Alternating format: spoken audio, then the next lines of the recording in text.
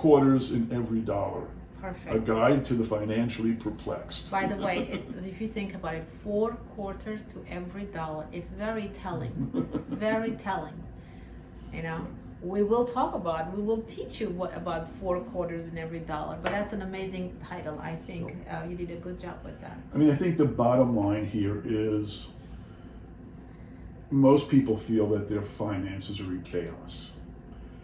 And the goal of our conversation, the goal of the book, what we need to do as financial advisors for our clients is bring some cohesive thinking, bring some harmony back to their lives so that people have a way through the financial chaos.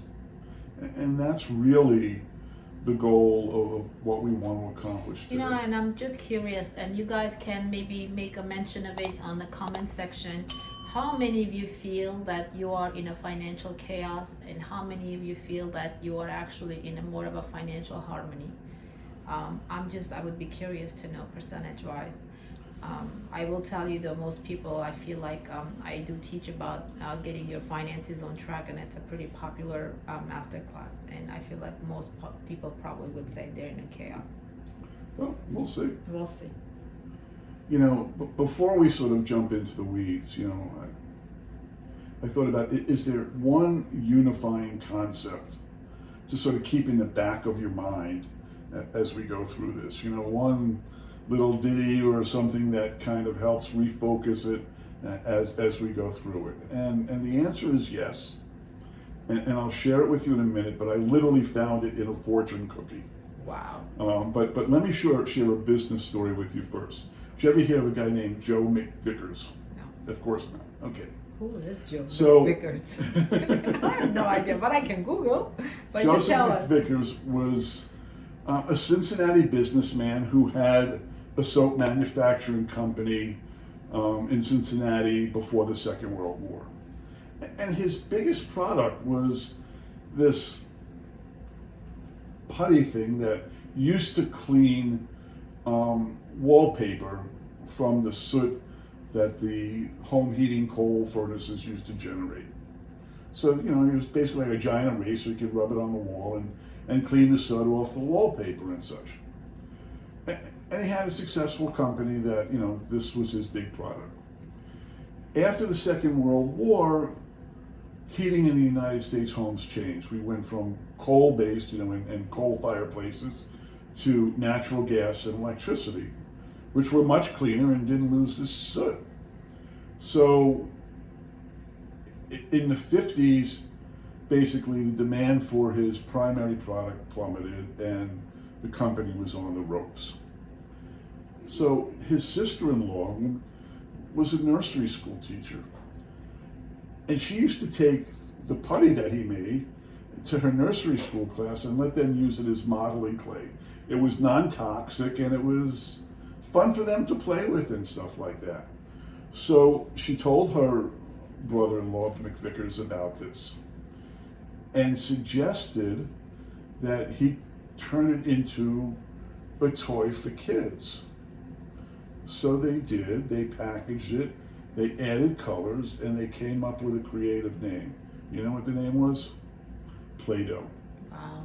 Every child, certainly in the United States and probably globally, has had some opportunity to play with Play-Doh. I can't think of a parent I know that Who has didn't not buy their purchased, children Play-Doh. So the reason I tell you this story is, you know, sometime nature and the universe just gives us a gift. As it did for Joe McVickers, you know. His sister-in-law came along and Actually, you know, I would say it differently. I would look at it differently. I would say sometimes things changed, and it's up to you to figure out how to like deal with it and how to like make lemonade from lemons, you know. So the story that I just told you came from a movie dated 2010 called How Do You Know?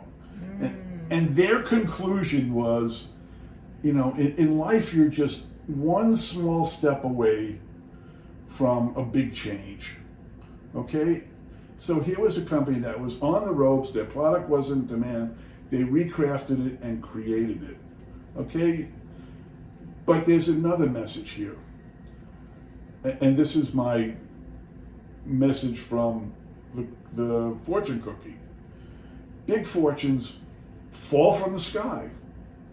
Small fortunes require savings. Okay? McVickers just, the sky opened up and basically money rained down on him. That's not something that you can plan on, rely on, depend on. Sometimes it works out great, but not Less often. than 1% of the time. Exactly, you know? So if you can't rely on the universe always gifting you, then what do? You rely on yourself. Big fortunes fall from the sky. Small fortunes come from savings. So that And was that's from a fortune, really, from a Chinese fortune cookie. yeah, yes, but it, I but love it that. says to me, you know what? Okay, so I'm going to have to do it myself.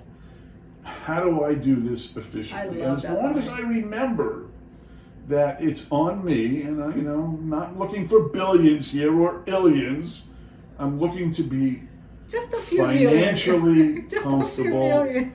That's on me. That's how I save, and that's what I have to do. So I love that's this sort of story. my mantra as I go through when I'm working with clients, with my kids and such. Let me teach you how to do the small savings. You want to, depend Reach on for the the universe and the stars, big yeah. stuff. That's on you. But my job is to do the small savings. That's awesome. I love that Okay. story. It really is.